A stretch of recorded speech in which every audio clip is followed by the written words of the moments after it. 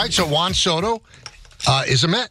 15-year deal, monstrous deal, biggest deal in sports history. You just said you said deal a lot of times. Yeah, it's a big deal. It's a big deal. It's a big deal. You know who else is a big deal? Who's that? Andy Martino of SNY.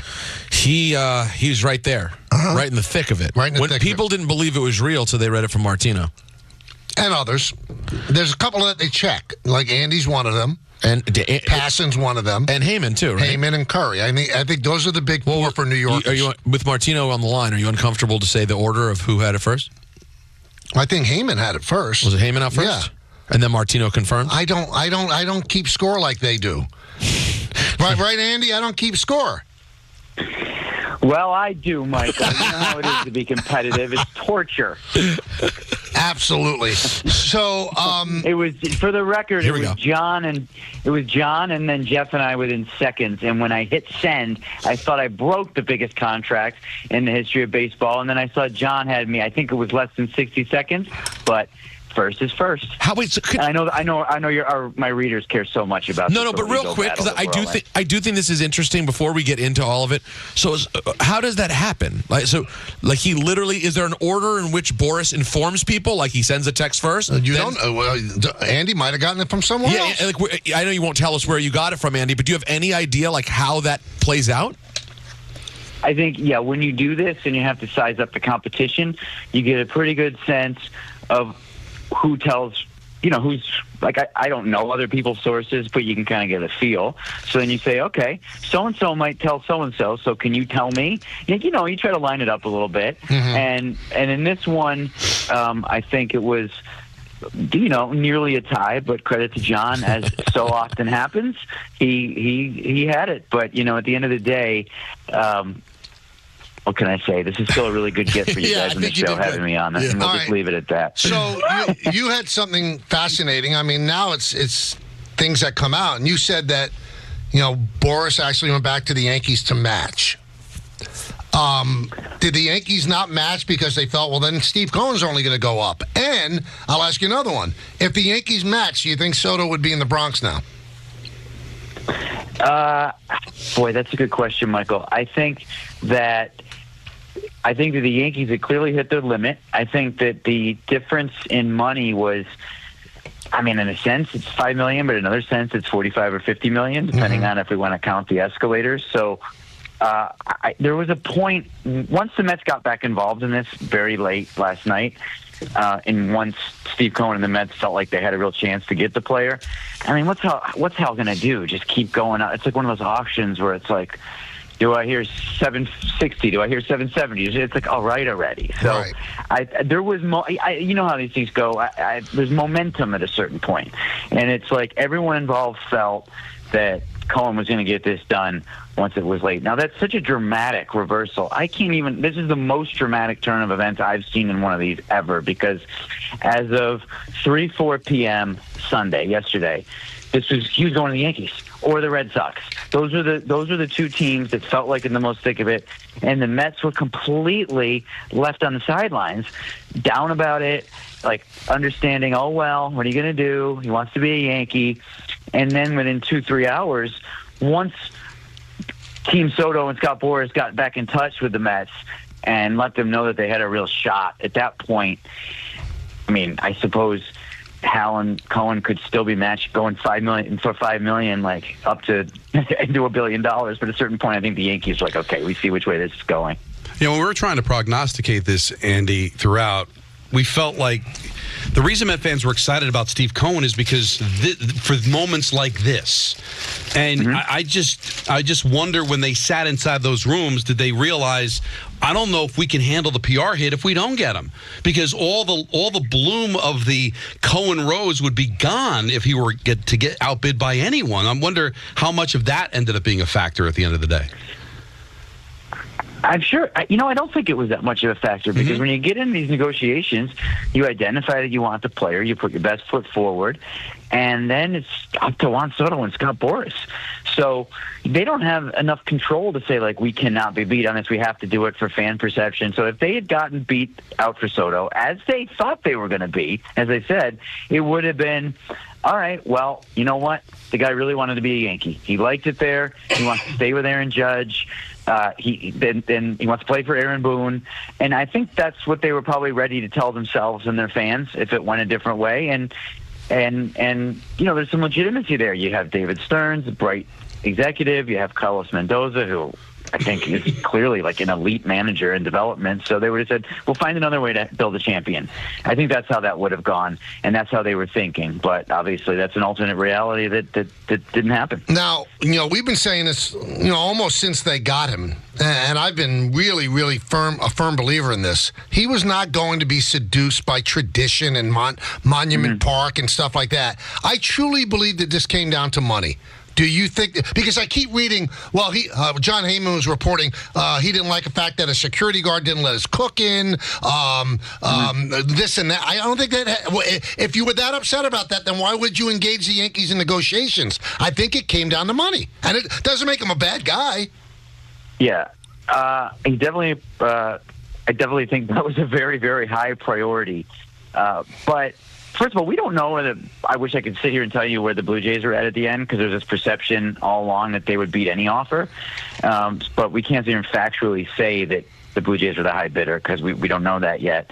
But I don't. So I think there was a perception that the Blue Jays were going to be the high bidder, and there was also a perception that Soto was not going to Toronto. So it's not just the money. And to what you brought up about the family stuff, I will say this: I know that too. Soto's very close to his family.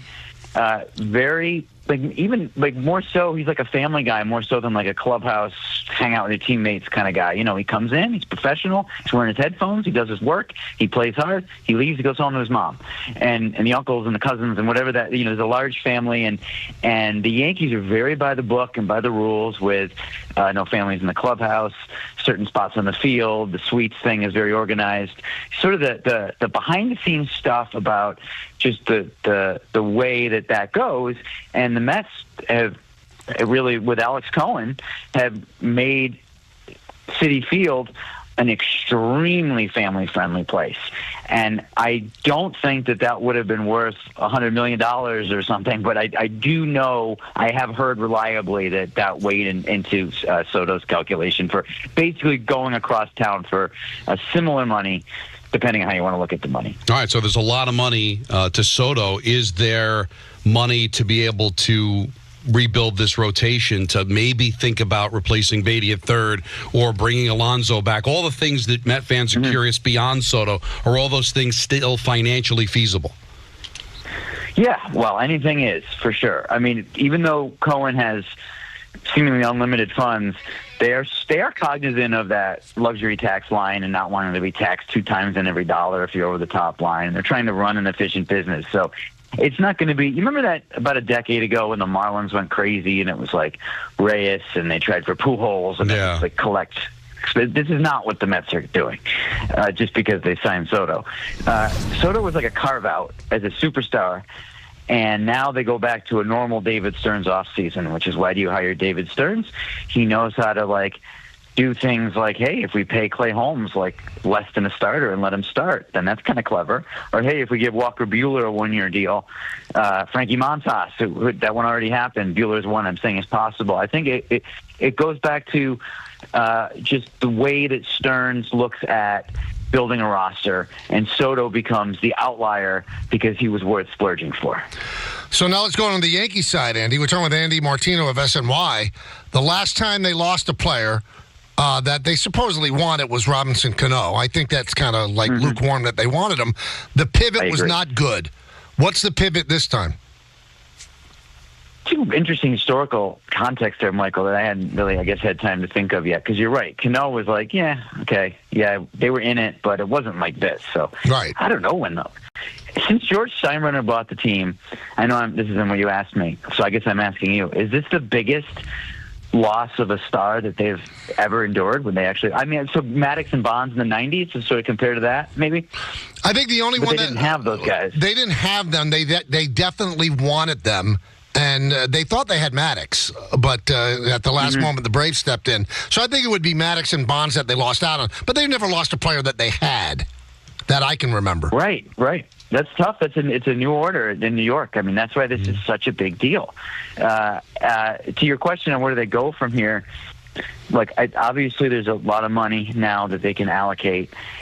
I think almost any GM would rather spread that money around for roster flexibility and different choices than commit it to one player. I would be surprised if Yankees baseball ops is as heartbroken as their fans. Right. I mean, they wanted Soto. They bid historically for him, but now it's like, oh, okay, great. Now we get to actually build a team.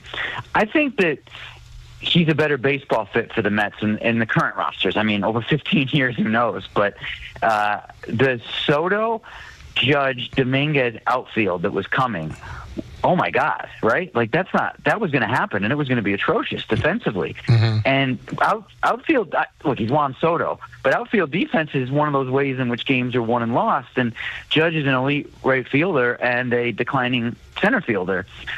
So there are ways in which if they sign the right relievers, sign the right starting pitchers, sign the right first baseman, there's a lot of work to do. But I think there are ways in which there's a very good Yankees team. There's no question there's going to be a letdown on opening day when Soto's not in that lineup. There's no way the lineup looks as exciting next year. There's no way. But you go back to what the Yankees have always tried to do with their player profiles: an elite center fielder defensively, a Christian Walker, a Carlos Santana at first who's going to hit and field. Maybe you take another look at Gleyber Torres again if you don't feel like you have enough offense. Not so sure about that, but just kind of going around the diamond. There are less sexy ways to build a championship caliber team than sign Juan Soto. And I think I've been saying this all along, but I think that everything that the Yankee fan is disliking about the Stanton contract in a couple of years would probably feel the same way about their Soto contract if they'd signed him. You got a guy who's going to spend probably a significant portion of his 30s as a DH. We've seen what Stanton has done with roster flexibility and that. And I like Stanton. I think he's underrated. But those same complaints are going to apply to Soto down the line. And for the Mets to steal him from the Yankees, for the Mets to plug him into their lineup and their outfield, that's a great statement for the Mets. For the Yankees, to me, it felt like, I don't know if I love the fit in some ways. Andy, if they had a crystal ball and saw they were going to lose Soto in free agency, would they have still made the deal with the Padres? Yes. Yeah. Coming off of last year, the Brian Cashman described disaster of 82 and 80, which could have been worse if they hadn't had a good September in 23. It was such a desperate time to do something dramatic and be better. They made it to the World Series. The 2009, you haven't been to the World Series since 2009. Monkey is somewhat off their backs, even though they didn't win. It was a really good year for Yankee baseball at a time when they really needed it. And I would be surprised. Like, Michael King is going to be a free agent after this year, so that was the big loss there because he had such a great year in San Diego. A bunch of young pitching that they traded that you don't know really what's going to happen. So I think that was a successful trade for them. Still. Great stuff, Andy. I know you're busy with the winter meetings, and thank you for carving out some time with us. We always appreciate it, and have a happy holiday. Well, it was a big deal for you to have me on, so you're welcome. Well, you got it, buddy. Thank you. That is Andy Martino. We'll have on John Heyman at 4. And then Jeff Passan will be on with us at 5. Got to take some of your phone calls. Now, I know a lot of people want to talk. We're going to try to get to as many of you as possible. 1-800-919-3776. Hey, Michael K. here to tell you about my friend.